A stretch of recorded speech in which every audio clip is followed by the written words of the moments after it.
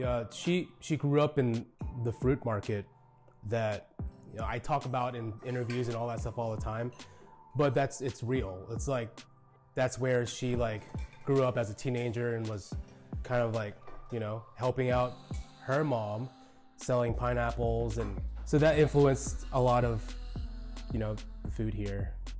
I think it was like 21 or 20, and New York City, was living in Spanish Harlem, and it was just really, really hard because I didn't know anybody there and was working 6 days a week.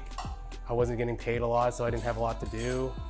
And one day I just wanted to feel comforted, so I called my mom and I asked her for this recipe because I was like craving this so much. And she, it was like an hour conversation, and still I was still learning how to cook. So all the things that we like do right here, that's really quick, it took me like an hour to do. But I had to go source it. I went to like Chinatown and yeah, inspiration right here. And then brought it all back. My whole day was just revolving around making this dish, so I can just eat it and I can feel like I was at home, And I think when that happened, it inspired me to like pursue Thai food even more. I'm fascinated by this. I can't believe I don't know how to cook this, and it's my culture's food, and I'm gonna dedicate my life to cook this food.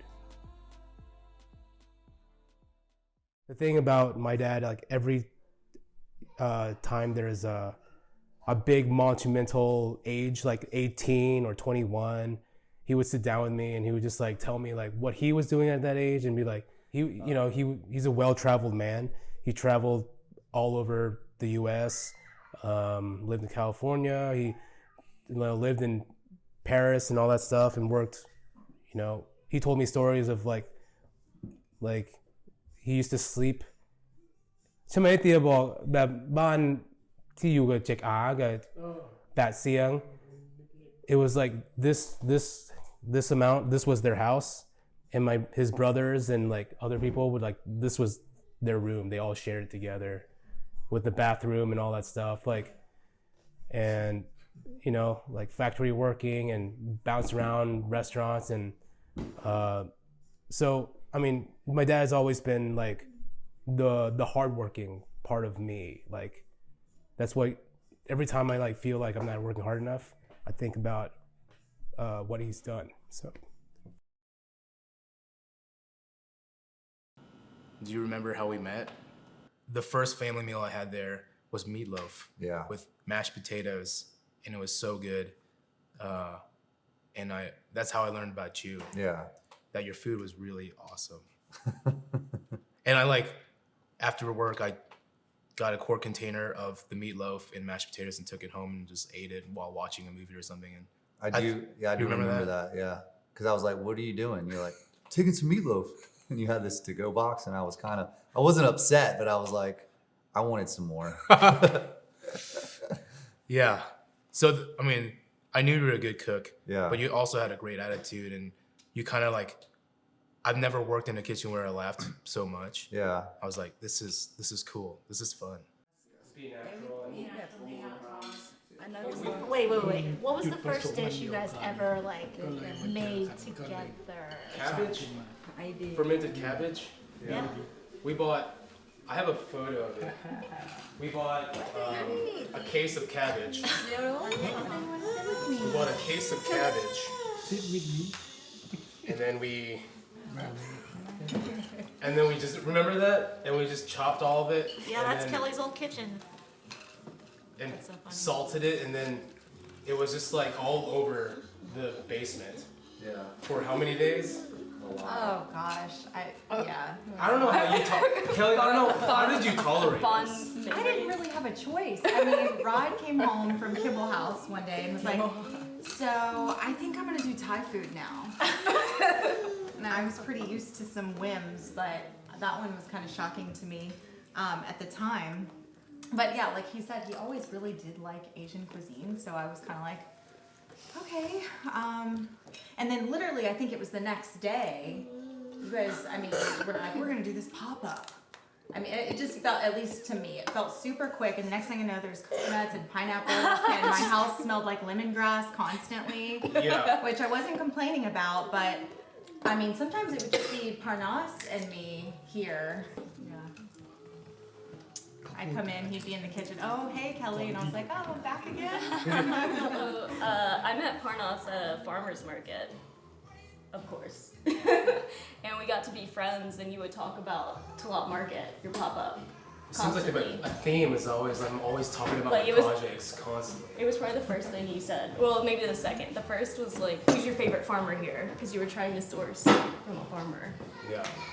And I didn't know how to answer that. And we got to be friends, and you were always talking about the pop-up. And it was kind of like how a friend is in a band, and they're like, you gotta see us play, you gotta see us play. And I was like, I don't know, what if I don't actually like it? I finally went, and I went on a Saturday by myself, and it was packed. I was really surprised, honestly. Honestly. Because you're a goofball. So I am. we had I hung have out a fun. few times, and I was like, oh, so this is probably really good food. And I love Thai food. And I was able to squeeze in at the bar, and when I tried the food, it kind of blew me away. I still have that first menu from where I ate, and I think maybe a day or two passed, and I was like, that was great. Can I work for you? Can I work this?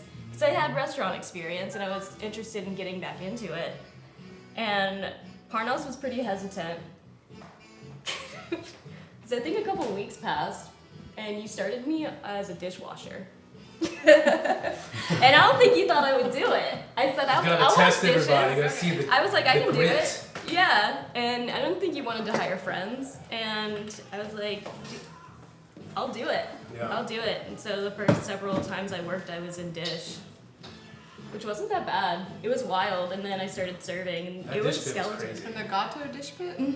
You worked Oh, at yeah. Gato one night. That dish pit was, Yeah, you could Yeah. die in there. It scared me. yeah. You saw the beginning of when we didn't have any buzz. No one wrote about us or anything. And then, we're just two regular dudes. And then all of a sudden it was like busy. How busy did it get once we got those articles? Oh my Man. gosh. Well, I remember that was the same year, if I'm not mistaken, there was like a Rising Star Chef or something like that. But then there's also the James Beard nomination. Yeah, that was There a lot crazy. of- There was a lot of buzz, but it was very busy, and we were such a small crew. We just started the pop-up Yeah. 4 it months happened ago. And so then fast. we get all these awards. And Rod was so worried about that. I was pissed. I was like, this is dumb. Cancel the whole thing. Well, I was like, we don't need this right now. Yeah. We're trying to still we're figure trying to it be out. like consistent and Yeah. we don't need to think about this sort of thing. But he was like, yes, Yeah, this is exciting. And I was like, dude, I let's crave attention like that. I was like, let's just calm down. Yeah. I was like, this is just gonna make us more focused. Too much focus was gonna be put on us, and then people are gonna scrutinize us more.